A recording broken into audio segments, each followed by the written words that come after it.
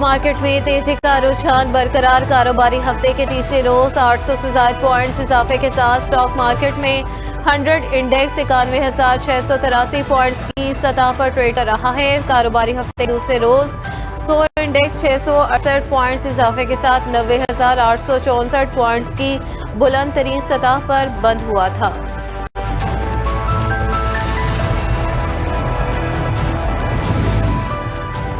तहरीक इंसाफ ने judicial commission के लिए बानी पीटीआई को नाम भिजवा दिए। कौमी असेंबली से उमर अयूब, असद कैसर, अली मोहम्मद खान, आमिर डोगर, जबकि सेनेट से शिबली फराज, मोहसिन अजीज और ओन अब्बास के नाम तजवीज़ किए गए हैं। बानी पीटीआई तजवीज़ करदा नामों में से 2 नामों की हतमी मंजूरी देंगे। बानी पीटीआई का तजवीज़ करदा नाम स्पीकर को भिजवाया जाएगा।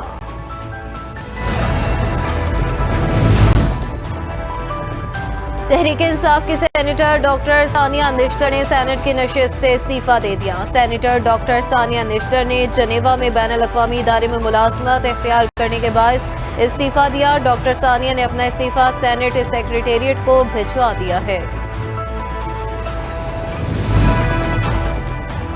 आफिया सिद्दीकी की रहाई के लिए कोशिशों को धचका। हुकूमत ने अमरीकी ऐवानों में लॉबिंग का फैसला कर लिया। हुकूमत ने लॉबिंग के लिए 3 रुकनी कमेटी भी बना दी है। ये कमेटी आफिया की माफी, रिहाई और वतन वापस भेजने के हक में लॉबिंग करेगी।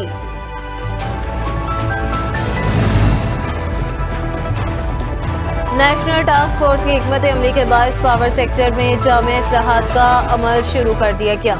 नेशनल टास्क फोर्स में वज़ीर तवानाई अवैस लगारी के अलावा आर्मी ऑफिशियल्स और दीगर इदारों के नुमाइंदे भी शामिल हैं। वज़ीर तवानाई अवैस लगारी ने कहा कि नई पावर मार्केट का ढांचा मुतारिफ कराया जाएगा, जहां सार्फिन बिजली खरीद सकेंगे। हुकूमत ने डिस्ट्रीब्यूशन कंपनीज की निशारी के मंसूबे पर भी काम शुरू कर दिया।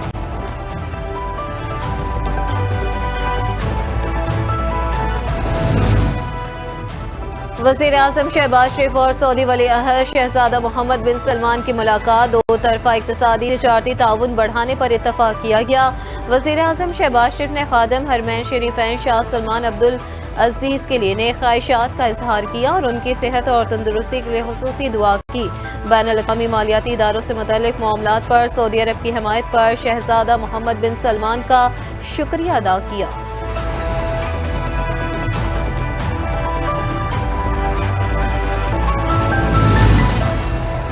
चीन ने पाकिस्तान के साथ मिलकर दहशतगर्दों के खिलाफ क्रैकडाउन का इंदिया दे दिया। चीनी सफीर ने कहा कि चीन दहशतगर्दाना हमलों के मुरतकिब अफराद के खिलाफ इक़दाम देखना चाहता है। उम्मीद है पाकिस्तान चीनी शहरियों के तहफ़्फ़ुज़ को यकीनी बनाएगा। हम मिलकर उन दहशतगर्दों के खिलाफ क्रैकडाउन कर सकते हैं।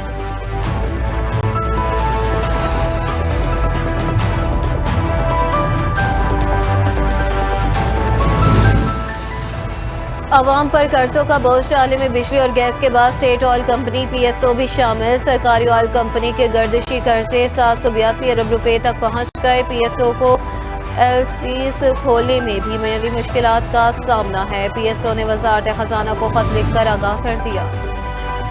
पाक ईरान गैस पाइपलाइन में ताख़ीर पर ईरानी मुकदमा। पाकिस्तान ने आलमी अदालत में ईरानी मुकदमे पर दिफा का फैसला कर लिया। हुकूमत ने 3 कानूनी फर्म्स और ऑस्ट्रेलिया में मुकीम एक अहम वकील की खदमात हासिल की हैं ताकि गैस पाइपलाइन पर पेशरफ न करने पर आलमी अदालत में ईरानी मुकदमे से निपटा जा सके।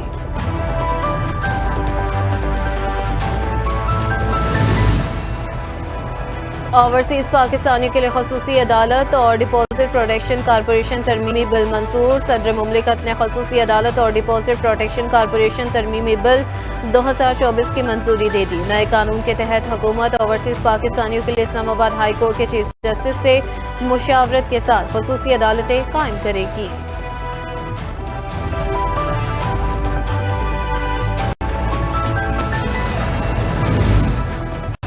कौमी एयरलाइन PIA के निशकारी में सिर्फ एक बोली दहिंदा रह गया है। निशकारी में ताख़ीर के खदशात बढ़ गए। एयरलाइन की पुरानी जहाज 200 अरब का कर्ज और दीगर मसाइल बचा। इदारे के मसाइल पर काबू पाने के लिए बोली दहिंदगान का कम हसस के बजाय 100% हसस फरोख्त करने का मुतालिबा।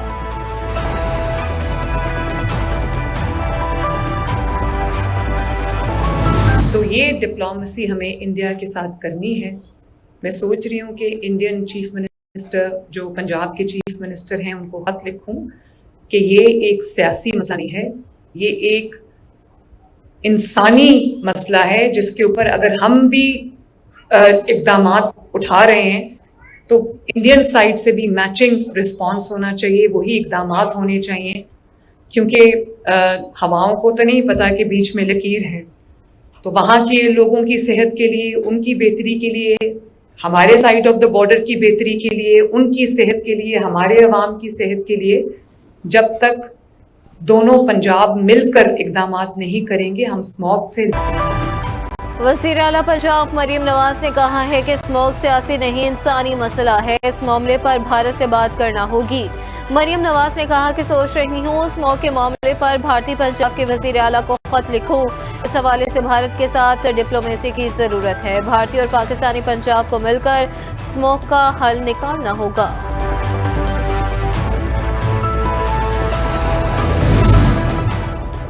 तहरीक इंसाफ के सेक्रेटरी जनरल सलमान अकरम राजा ने कहा है कि जजेस की तादाद 17 से 21 करें, यहाँ 24 हमें कोई एतराज़ नहीं। 26वीं आईनी तरमीम को चैलेंज जरूर करेंगे। सलमान अकरम राजा का आईनी बेंच के सामने पेश होने का भी ऐलान, बोले उसे दुरुस्त नहीं समझते, लेकिन ये मतलब नहीं कि हम अपने मुकदमात लड़ना छोड़ दें।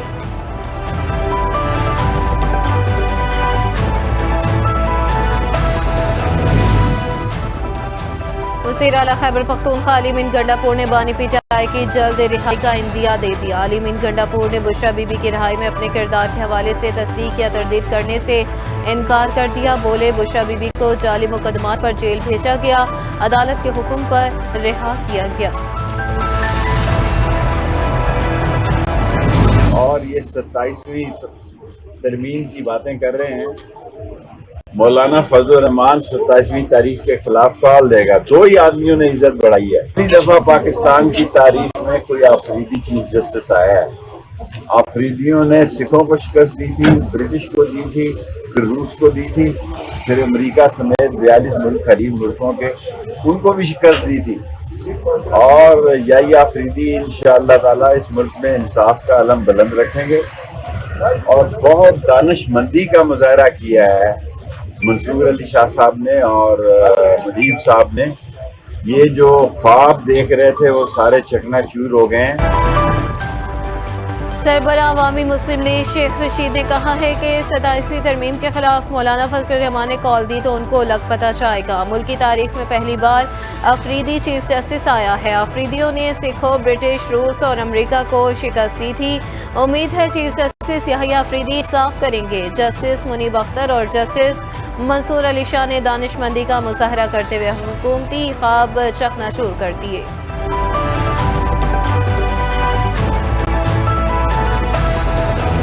भारत की बनी चीजें देश और दुनिया में अपना परचम फहराएगी। दुनिया के किसी भी देश में जाकर के बेचिए, लेकिन निर्माण यहाँ कीजिए, मैन्युफैक्चर यहाँ कीजिए। सच्चाई ये है कि मोदी जी का मेक इन इंडिया फेल हो गया है। India is not yet among the top 5 nations which have increased their share of exports in major labor intensive sectors.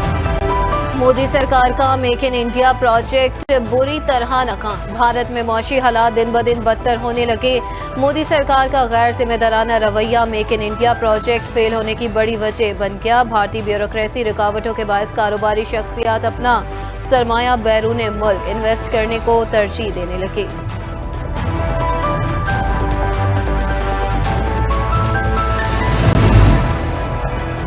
फलस्तीन की मज़ाहमती तंजीम हमास ने गजा में जंग बंदी पर बातचीत के लिए मशरूत रजामंदी जाहिर कर दी। हमास के सीनियर रहनुमा सामी ने कहा कि इसराइल के साथ गजा में जंग बंदी के लिए मुज़ाकरात पर तैयार है, मगर मुआहिदा इसराइली फ़ौज के मुकम्मल इनखला से मशरूत होगा।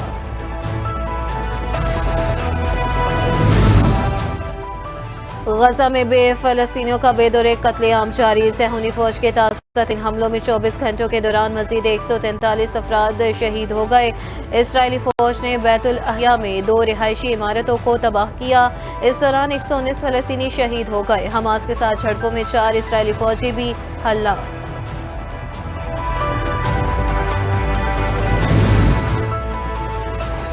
इसराइली फौज के लिबनान में बमबारी, 24 घंटों में मजीद 82 अफराद शहीद और 180 जख्मी हो गए। लिबनान की मज़ाहमती तंजीम हिज़बुल्लाह के शुमाली इसराइल में 3 ड्रोन हमले। हिज़बुल्लाह के ड्रोन हमलों के दौरान एक इसराइली मारा गया।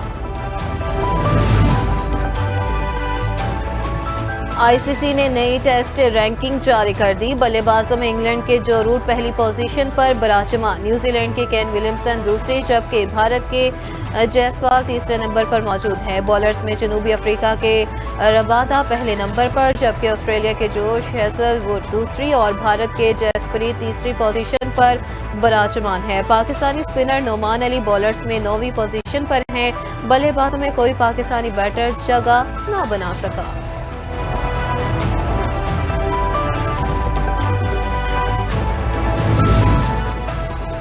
और अदाकारा दुरेफिशा सलीम और अदाकार वहाज अली की जोड़ी ने फैशन की दुनिया में तहलका मचा दिया। दुरेफिशा सलीम और वहाज अली ने मारूफ क्लॉथिंग ब्रांड की तशहीर के लिए फोटोशूट करवाया, जिसकी वीडियोस दुरेफिशा ने सोशल मीडिया पर शेयर कर दी। सोशल मीडिया पर शेयर करदा पोस्ट पर मद्दाहों की जानिब से पसंदीदगी का इजहार किया जा रहा है। मद्दाहों ने दोनों को एक साथ कास्ट करने की ख्वाहिश भी जाहिर कर दी है।